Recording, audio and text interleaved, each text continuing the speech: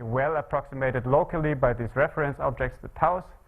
And if you have some nonlinear operation, you first construct it on the level of the taus. And after that, you lift it to the U by using this controlled, modeled, paracontrolled structure. Yeah, and then all these approaches going back to Lyon's rough path and then Gubinelli's controlled path formulation and regularity structures and so on, we always use the same idea.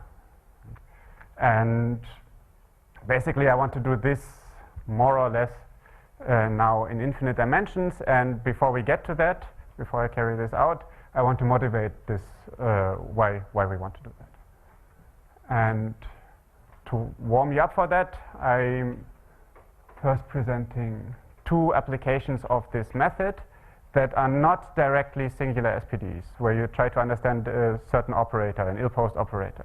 Because later we will have to do exactly that. We'll have to understand operators. And this also works with this approach. So here I'm looking at the Anderson-Hamiltonian. This is an operator on L2, and in this case we put ourselves in two-dimensional space. Can do the same in 1 or 3 dimensions. Above that, the operator doesn't make sense. And so this operator, for example, is in a certain sense a weakly universal scaling limit of some discrete random Schrödinger operators. That's why it's interesting to study that. Or if you understand that operator, you can understand the parabolic Anderson model, how it behaves on large scales. Or it's also related to the stochastic Schrödinger equation. So there are good reasons to study this operator. And what we want to do is basically construct a domain for this operator, and once we have that, study its spectrum.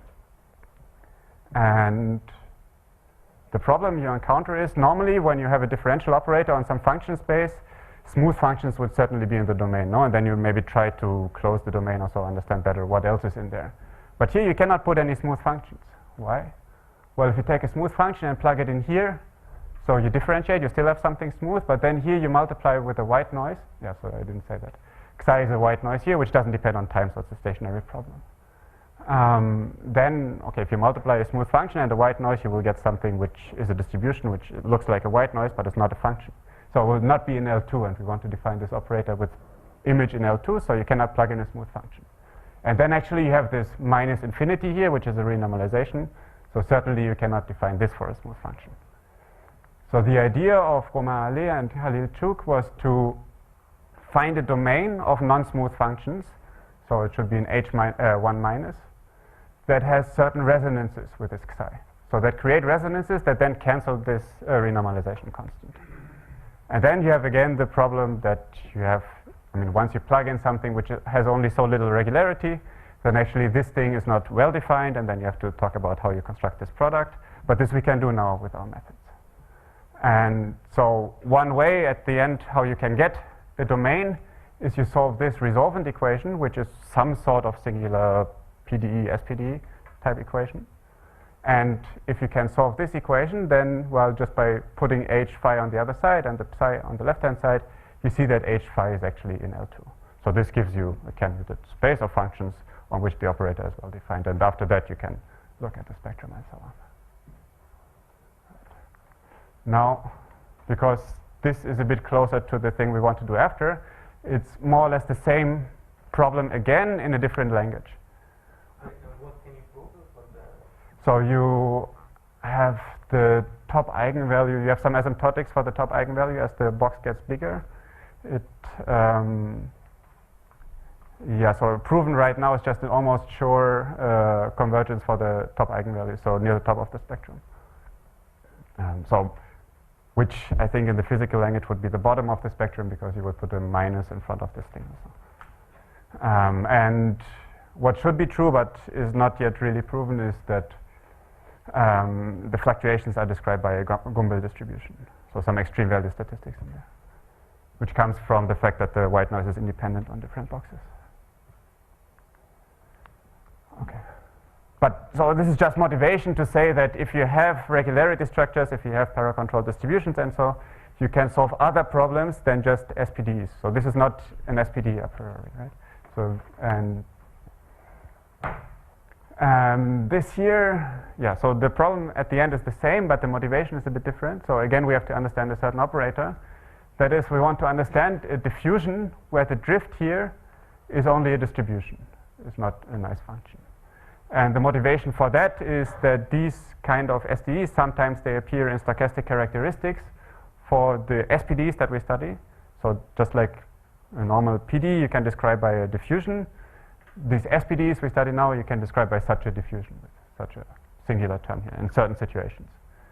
Another thing is that you can model random polymers or random directed polymers using such diffusions. So that's the motivation for that.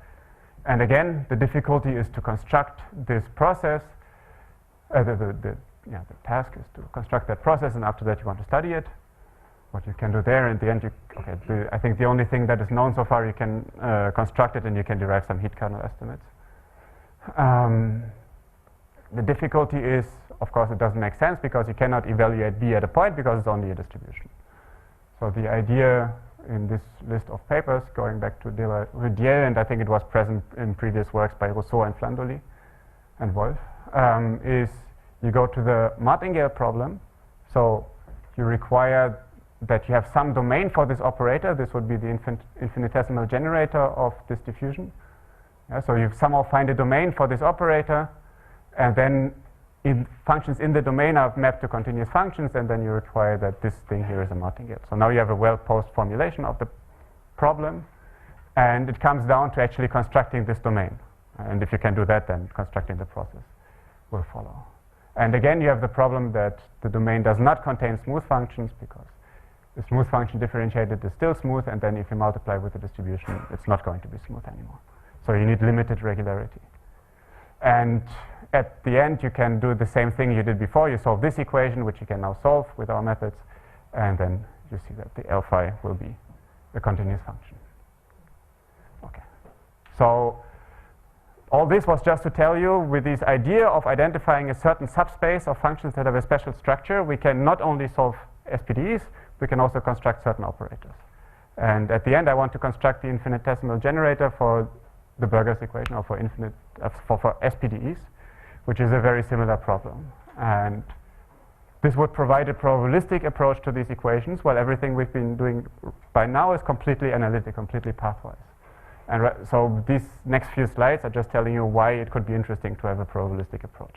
I think anyways it's interesting to have always two formulations, pathwise and probabilistic. But if you think we already have a theory, why would we do another one? This is maybe one motivation. So it's this notion of weak universality. Because all these singular SPDEs, most of them are somehow expected to be weakly universal. So to explain weak universality, let me just very briefly mention KPZ strong universality. So there's this conjecture, the KPZ conjecture, that says if you have an interface growth model, so you have two phases, one phase is invading the other one, and you keep track of the interface between the two. And so the phases are two-dimensional, so the interface is one-dimensional, 1 plus one-dimensional, one time dimension. This should scale to the KPZ fixed point, so that's the stochastic process that was constructed last year by Matetsky, Castell, and Remenick. And so the simplest model, and that will be the only model I'll be explaining, is this one here, the exclusion process. You have the particles hopping around. It's an asymmetric exclusion process, so you have a slightly higher rate to jump to the right than to the left. You cannot jump on top of other particles, so per side there's at most one particle. And then you put a line down if there's a particle, a line up if there's no particle, and this defines you an interface. So this should converge to this stochastic process. And the difficulty is that actually this process is very complicated. We have no dynamical description of it. We only have certain explicit formulas, and that's why at the moment you cannot prove this at all. So the only model, so it should be universal for basically any interface growth model which satisfies certain qualitative assumptions. The only model for which it is shown is the one here where you put lambda to infinity formally. Yeah? So you only move right, so totally asymmetric. In that case you can prove it, but as soon as the lambda is finite, already you cannot prove it anymore, let alone any model with another structure. However, there's a second conjecture, and there actually, in the last 10 years or so, we really saw a lot of progress, and there are now lots of theorems on that, and that's the weak KPZ universality conjecture that says if you have slowly growing interfaces, so one phase is invading the other one, but very slowly, which means that I put a small parameter here, the root epsilon. Then in the limit you will get the KPZ equation, or the Burger's equation, depending on. So this here were actually the differences between the height variables. So this should converge to the derivative of the KPZ equation, which is the Burger's equation. I don't want to write down the KPZ equation because we'll only deal with Burger's later. So as you scale out, you make the epsilon smaller. You scale out to scales epsilon to the -1, and this is the root epsilon here. And yeah, so since the KPZ equation for that we have a dynamic description, we can actually prove these things now. And there are lots of results in that direction. So this is a very incomplete list. There are maybe 20 papers or so. Okay. And actually, this is a generic principle in singular SPDEs. So I'm not going to go through this list, but there are many models where you have somehow a critical parameter. And if you vary your parameter close to that criticality as you scale out, you will always get such a singular SPD. So this is a perturbation of a Gaussian process, but with a typically ill-defined nonlinear term, so singular nonlinear term. Okay. And the motivation for studying other approaches than regularity structures or paracontrolled distributions is that such kind of problems might be easier tackled by using a probabilistic approach. So with the pathwise approach that we have, how do you prove a convergence? So let's say you have a model U epsilon, a rescale discrete model with a certain parameter chosen in the right way, but you have a sequence of discrete models U epsilon for which you want to show that they converge to a limit U, and you solve some SPDE. Well, you would write the U epsilon as a solution to some discrete SPDE. Then you have to develop the same methods we have for the continuous equations for the discrete equations. This has been done both in regularity structures and paracontrolled distributions, and this works reasonably well. Then you have to identify, you saw in regularity structures, everything is dependent on this model. So you have to define the analog in the discrete world. Okay, well, this is pretty straightforward. And then, and this is the hard point, you have to show that the discrete model converges to the continuous model. And so people developed systematic, powerful methods for that. Especially there was a nice paper by Konstantin Matetsky last week or so on Archive for that. But it's still going to be very difficult. So you still have to control, I don't know, 5, 10 terms or so, and the computations are can still be overbearing. And so it would be nice to have a more lightweight approach. And so let's see how people in statistical mechanics, my access point to statistical mechanics somehow where I see people, how do they prove such convergences? It's completely different by going through the martingale problem. So if you have a Markovian model, you can always describe it in terms of martingales. So you always have some generator L epsilon such that the process can be described as follows. If you plug in a function phi in the domain of the generator, then this difference here becomes a martingale. And what you then do for showing convergence is that this operator, so now it becomes a static problem, this operator converges to a limiting operator, sufficiently many phi. Then you show relative compactness of the U epsilon so that you can extract subsequential limits. And then you show that for this limiting operator, there exists a unique process which solves this martingale problem. And by combining the three, you get the convergence. And this typically is not so technically overwhelming, at least mostly. Okay, and now, so this is the motivation, and now we want to understand this formulation, this martingale formulation, Markovian formulation for the kind of equations we've been studying so far. And so this, I can tell you from the beginning, it doesn't work particularly well. It works for a limited class of equations, but at least it works for some class of equations. And so I'll start with the Burger's equation, and later I'll tell you what other equations we can still do. Okay, so again, the generator for the SDE was this thing here. I want to just identify the drift here. So it was the sum over all coordinates, then the drift evaluated at the point x you plug in, and then with the gradient here also evaluated at x.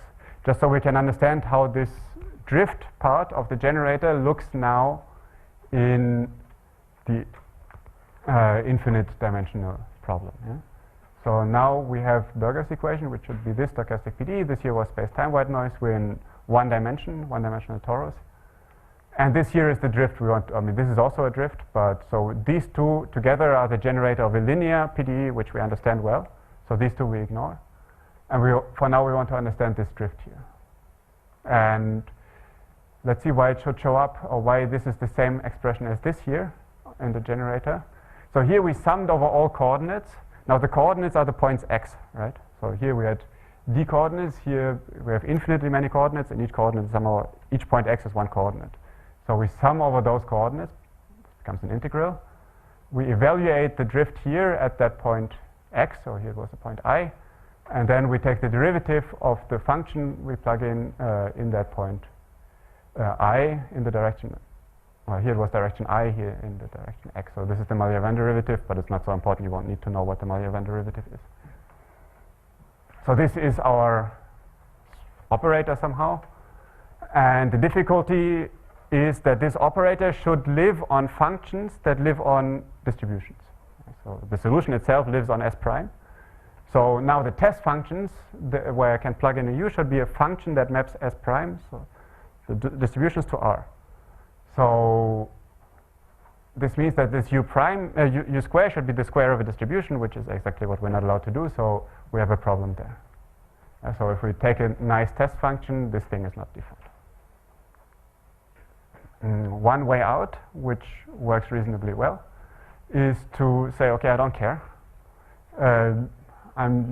I call this here weak martingale problem. This is my terminology. Nobody calls it like that. I just want to distinguish it from what we do later. Is you say, whatever, I still take a nice test function. I somehow regularize my generator. Once I do that, I can apply it. So this here is well defined with epsilon. So I don't put this u square here, but maybe I mollify u first, and then I take the square. This is something I can do now. And then I require that this thing, as I take epsilon to 0, that this converges. And the important part is it converges outside of the time integral. This means you use some time decorrelations you have in that structure. It's not inside the time integral. And this becomes a martingale. So this was done by Gonçalves-Hara and then refined a bit by Gubinelli-Hara. And so there are, I don't know, 10, 15 papers or so where people show that these kind of processes arise as scaling limits. So it works well for proving the kind of weak universality. That was our motivation. And with Massimiliano, we showed that actually this gives rise to a unique process. So the law of this process is unique. In the case where you're stationary, so you have to start in the invariant measure, which we'll see later is a white noise.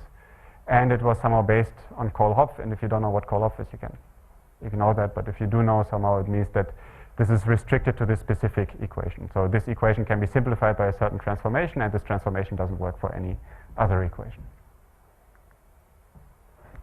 Okay, so this, everything so far was just motivation, and now actually I start telling what we're actually going to do. So what we want to do is to not do this weak martingale problem. We want to really understand this operator L now, and really write down a strong martingale problem, and then once we do that, we'll see that also we understand this problem better, and we'll understand lots of things better. So now let's get to this strong martingale problem, so the usual martingale problem. The thing is, again, we need a domain of functions such that when we plug them in, we get out something which is nice. Huh? And what did we do for the finite dimensional case to solve this problem? We had this generator here where the B was a distribution. And then we analyzed this equation, and we wrote down this equation, and we analyzed it using paracontrolled distributions, for example. So for us, the L is this thing here, where this is some sort of distribution, although it's not so clear what a distribution in an infinite dimensional function space is, but we'll get to that. And yeah, so this is the first question. What are actually distributions? How do you measure regularity in functions on S prime? Then there should be a reference measure, no? In finite dimensions, you don't think about it, but you always work with respect to Lebesgue measures somehow. There's always Lebesgue measure sitting at the back of this problem. In infinite dimensions, you have to make a choice. What is the reference measure? And yeah, and lastly, what can we do to replace this paracontrolled calculus here? Okay, so the measure, this is the easiest thing to answer in this case. This is the white noise measure. So the invariant measure of the Burgers equation is a white noise. That's standard Gaussian measure. Okay, I talked about white noise before, and we've seen it a lot, but just so it's standard Gaussian. It's indexed by test functions, and the covariance is just the L2 inner product.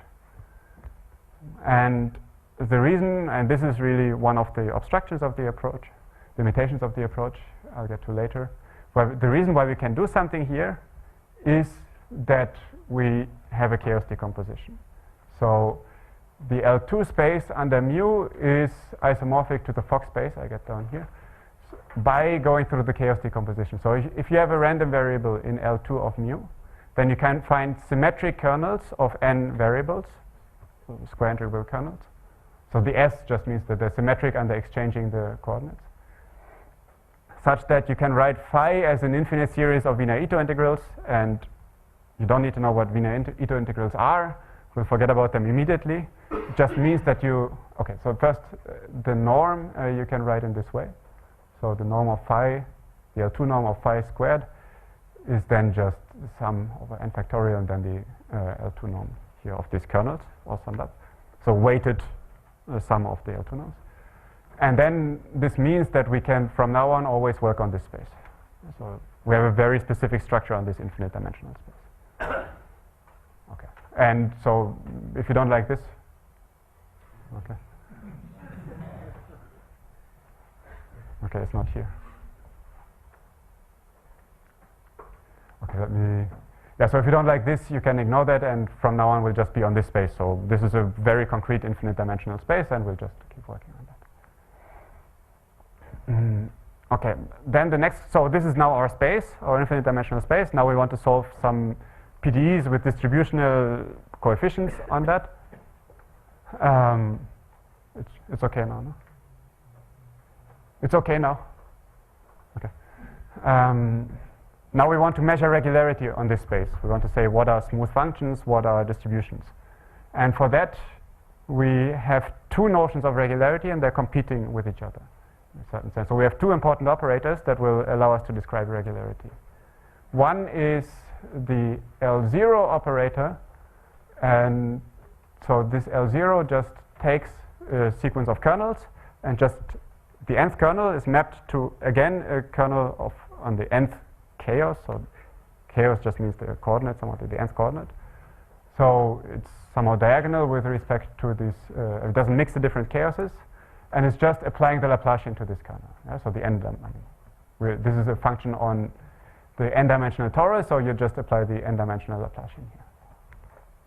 And the second operator is called the number operator, or in stochastic analysis it would be the Ornstein-Uhlenbeck operator, which is just taking the nth chaos and multiplying it with n. Okay, so these are two operators, and we use them to measure regularity. So, for example, you could say something like that. If you take some phi, and you require that if you invert this L0 operator twice, and you invert the number operator once, then you get something which is an L2. So, okay, you can define that. This means that the phi is some sort of distribution on this L2 space, right? If you only have this condition, this does not mean that phi is in L2. This does not mean that phi is a random variable.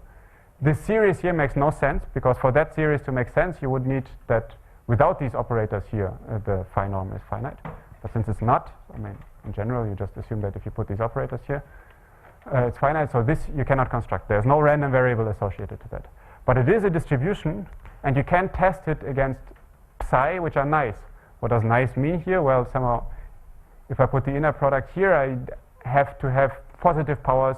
I mean, I can put both of these on the other side, on the psi, and then this should still give me something which is in L2, and then I can, then this is well defined. Yeah, so it's the same thing as a distribution in finite dimensions. It's a linear function acting on nice functions. And so these distributions don't really have a meaning at the end of the day, but they're very convenient for doing computations with them. So at the end of the day, we must be making sure that we have random variables again. So it doesn't make distribution on Fock space doesn't make any sense. But during the computations, it really helps to think in terms of them. Okay, so what is the generator we want to understand? Is again the generator of this equation. I put the square root 2 here so that the white noise really is invariant and you don't mess, otherwise you would get a factor in front of the covariance. And the generator, the operator generated by this part here is this L0, and this L0 is the same L0 as this L0. So this is nice. So in our problem, we have somehow this Laplace kind of operator. And this will, in the end, help us to gain regularity and to actually set the problem up. So in all these methods, you always need a mechanism to gain regularity. You always need a Laplace operator or maybe a fractional Laplace, some uniformly elliptic operator or so at some point. And this will be playing the role for us, that role for us. And then you have the G, and the G is the part coming from this one, the singular part. Okay, so now we can try to estimate the G in these norms. We have now a scale of norms with the n's and the L0s, and we can try estimating the G. And somehow the best estimate you can get is this one. If you invert the Laplacian half times applied to G, then you can estimate it by 1 plus n, and then here, well, you even have allowed to have a positive Laplacian on the right-hand side. So the first observation is, I have to put this thing here. If I don't put this thing here, I cannot put this on the other side. I cannot put 3/4 here and not have it here. Right? So if I would be able to do that, then g of phi would actually be a random variable, then I could actually define it. But this does not work. I only have it as a distribution, so I really need the -1/2 here. Second observation is I lose somehow 3/4 of L0 regularity by going from here to here. And then the last observation is I lose 1 n regularity from by going from here to here. Yeah, and so this is actually a problem for us. So before, to construct the domain, we were solving these kind of equations. Lambda minus L acting on, so this resolving equation. Yeah? And so you can rewrite this as inverting L0 and then applying it to g phi plus psi. And then you would try to set up a Picard iteration, maybe choose the lambda big, this would give you a small factor, and then somehow you could get a Picard iteration working. But the problem is that L0 only gains L0 regularity, which is somehow in the way, by the way we set it up, while the G loses n regularity. So, if you set up a Picard iteration, you will never get a contraction property. You will somehow go outwards. So we're not able to solve this equation directly. At the end, we will be able to solve it, but for now, there's no hope to do it.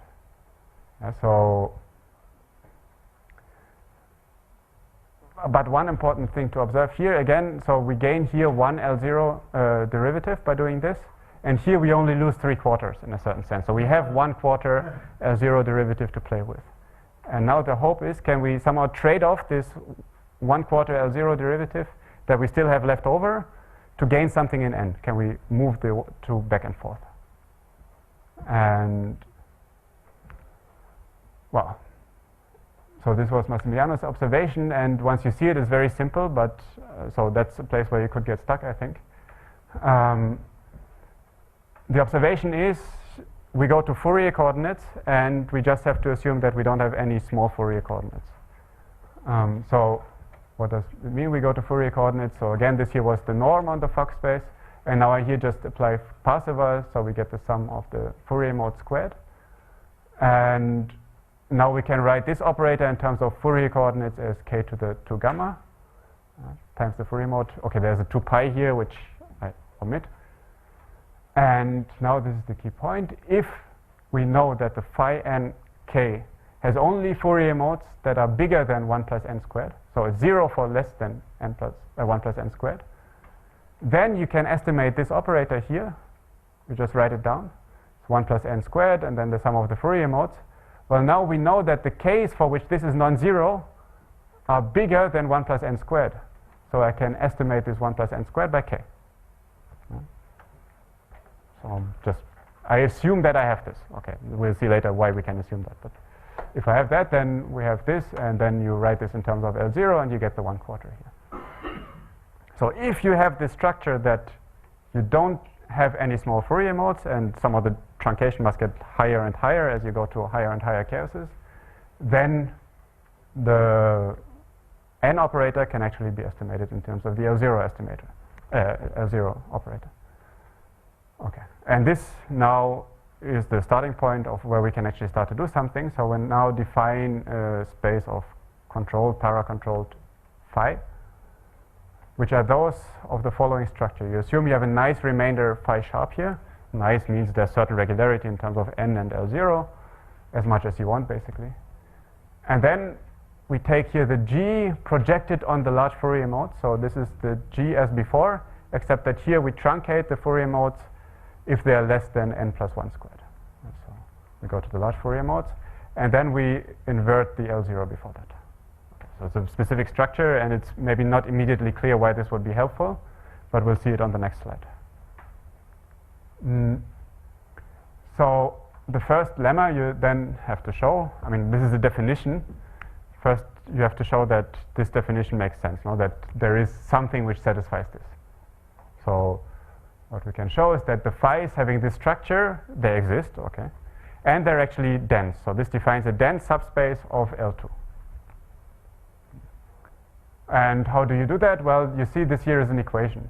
So you do a Picard iteration for this equation. It's a fixed point equation, and you solve that using Picard iteration. And that they're dense, okay, maybe not, yeah, it's basically the same thing. Let me ignore that. Next, we have to see that if you have a function which is paracontrolled in this sense, the generator actually maps it to L2.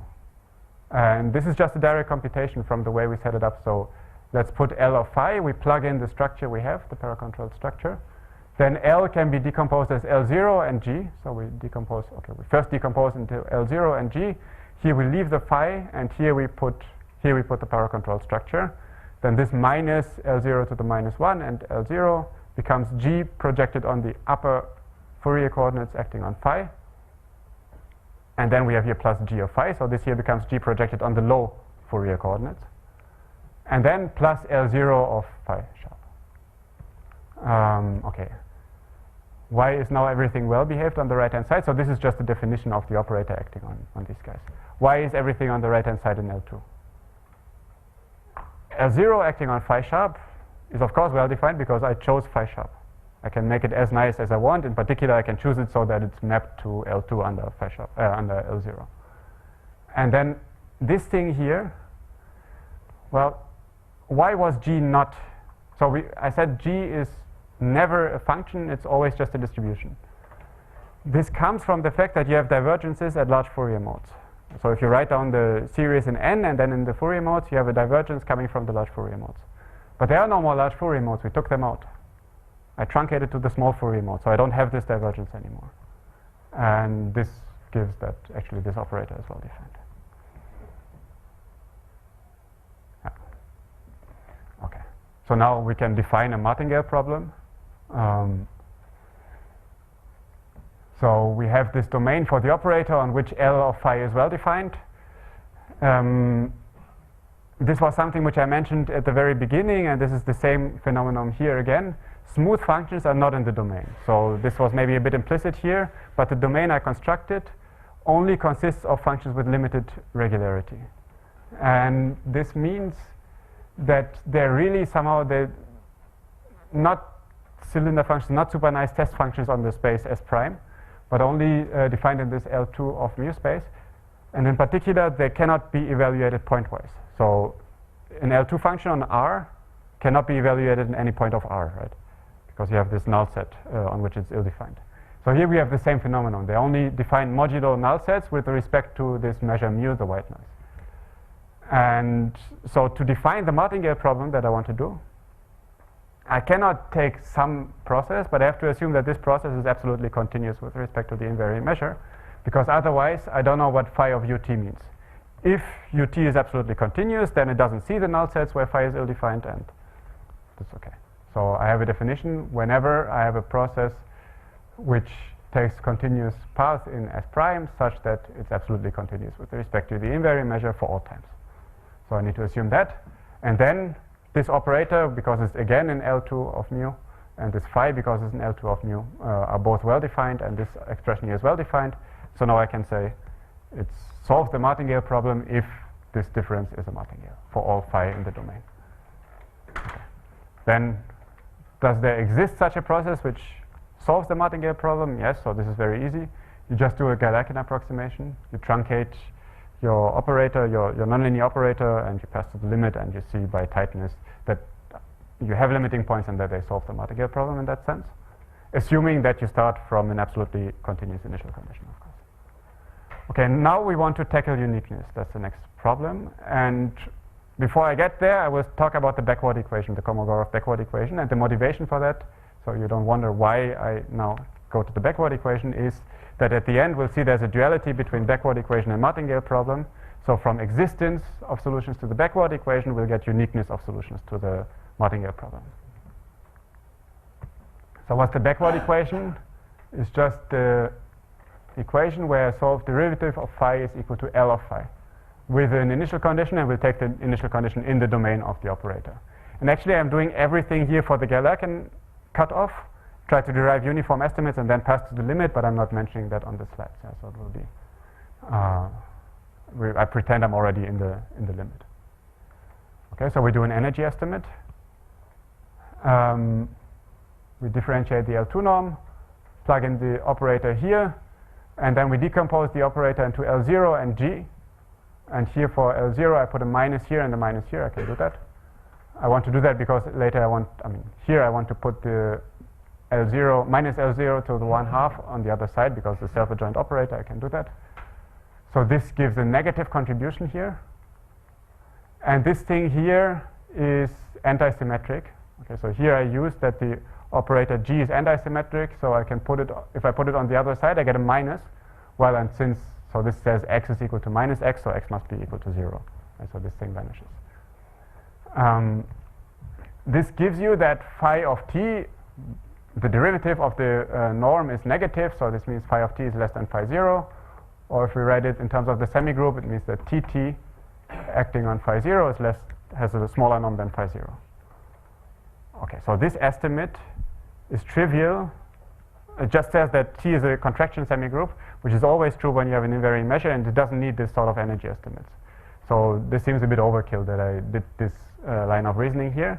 But actually we have to estimate slightly different norms. We somehow have to get some a priori control of this operator n, and then we use this method somehow. I just wanted to show that this is the only place in all this business where we use the anti-symmetry of this G. This is somehow an important part there. But otherwise we don't use it. And actually for this estimate you don't need it at all, but we need a slightly better estimate, which I don't want to show you. Okay, then the second point is if we differentiate the phi, we can write this just by definition as the generator acting on the semigroup, and then the generator commutes with the semigroup, so we have that the derivative of phi can be bounded by the generator acting on the initial condition. So again, you have a uniform estimate of the L2 norm of the derivative and of the L2 norm itself. And now we use these two a priori estimates and some interpolation arguments to get a uniform control in the space of paracontrolled functions. So we now look at the equation for the remainder, the phi sharp. So the phi sharp was, so the nice remainder after we had this complicated looking operator here. So if we differentiate that, we get the derivative of phi, which is this guy here, and then minus the derivative of this other part, which I put here. Then L of phi we saw had this structure here, and this is the same part as here. So now we have this equation here. We have the L0 here, which we can use to gain powers in L0 somehow. And here we lose maybe a bit in L0, but we interpolate that with the L0s we gain here, and we apply our a priori estimates, and from that we get uniform estimates for the phi sharp, so we know that in the limit will be in this paracontrolled space, and we get a strong limiting solution. Okay, so we can we have existence for the Kolmogorov backward equation. And now, why did we do all this? Now we look at the martingale problem and see that actually if you have existence for the martingale problem, you get uniqueness for the backward equation, and if you have existence for the backward equation, you get uniqueness for the martingale problem. And so I'll show you one direction. Actually, I think the proof works for both directions. So let's take some phi 0, and let's take the solution to this, a solution to this equation. So So yeah, at 0 is just this phi 0 up here. So if I can determine the expectation of phi 0 of ut for a dense set of phi 0s, then certainly I know the law of ut. And then I plug in the martingale the martingale problem here. And okay, now we need a time-dependent martingale problem. Before I talked about the static test functions, but this you discretize your time and you prove that you also have time-dependent test functions. And here you put in time 0, and then here you have the integral with the time s.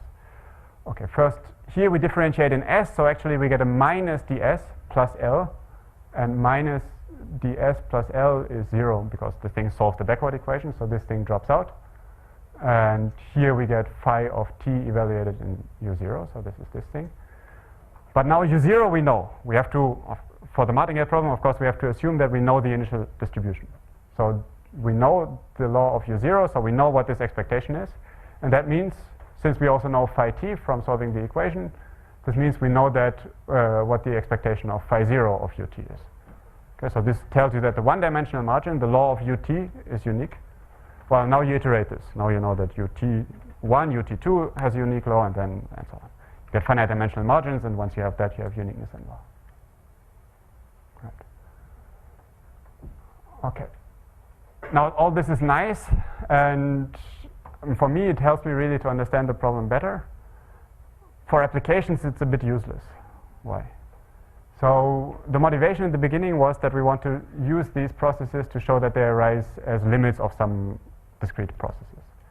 Now we have a martingale problem for the limit, and we would somehow have to find, so if I go back to the scheme how we show convergence, here, we wanted to show that some discrete operators converge to this continuous operator for all functions or for nice functions or so.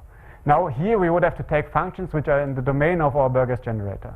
And you saw how complicated they looked. We solved this fixed point equation with the L0 minus 1 and the G and so.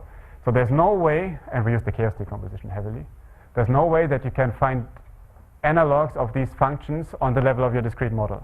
Right? So you cannot use this for proving convergence. But luckily we can go back to the weak martingale problem that I addressed.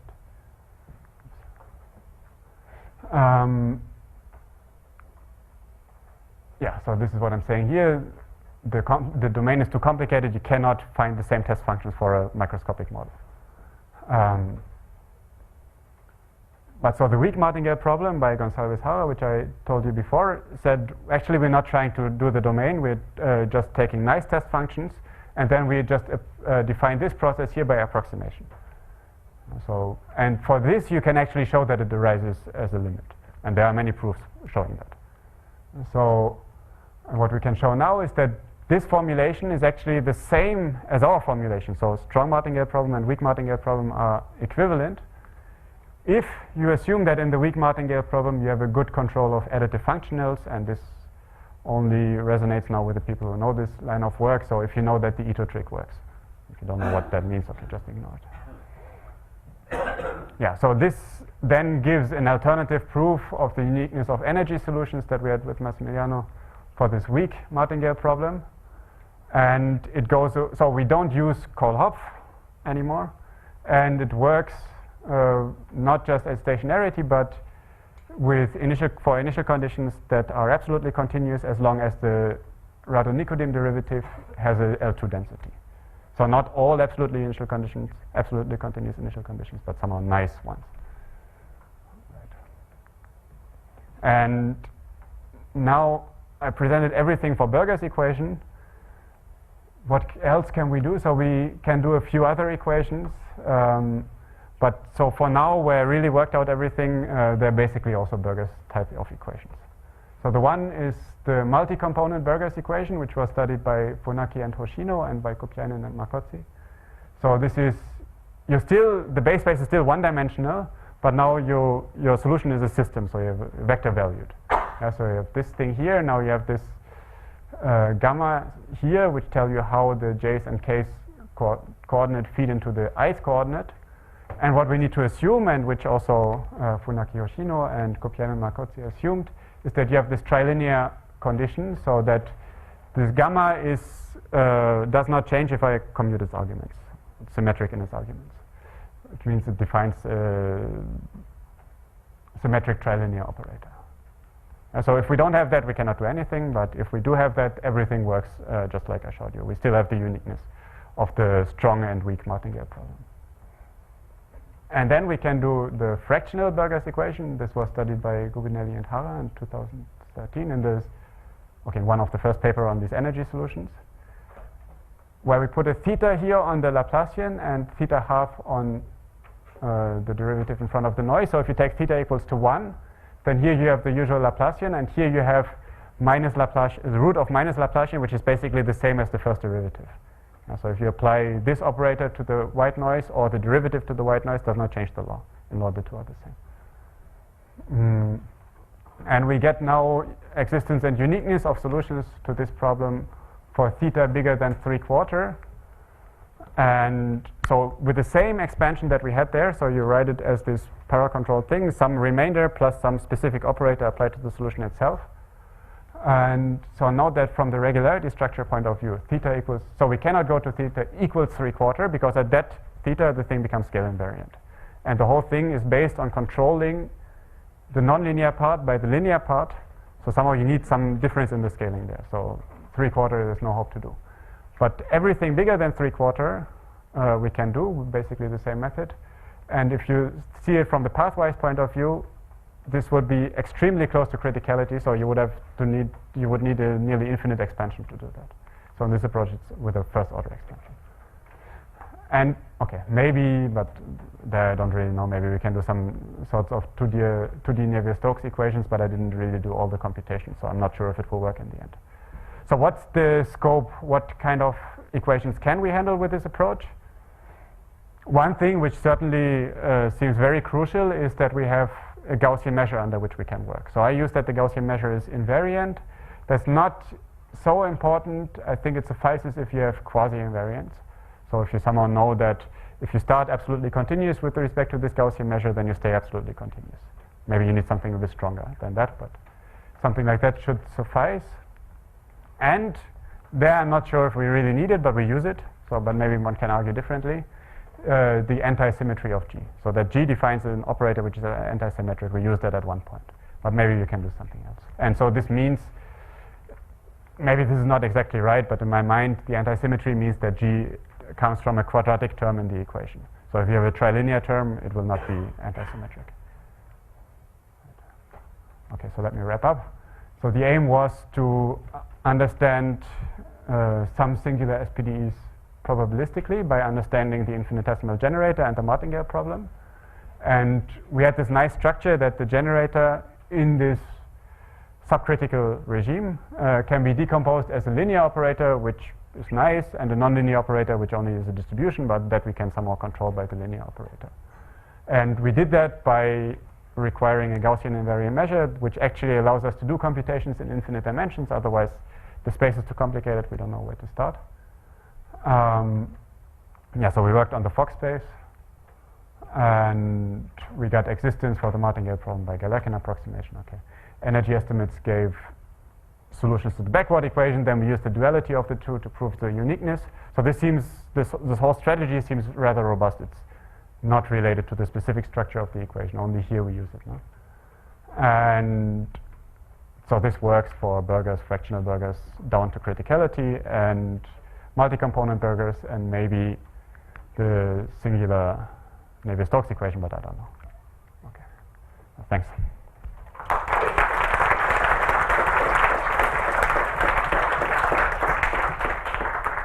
Thank you. Questions or comments? About this anti-symmetry conditional operator G, sometimes in a finite-dimensional situation, what you do is that you divide your operator G into a part which satisfies a sector condition with respect to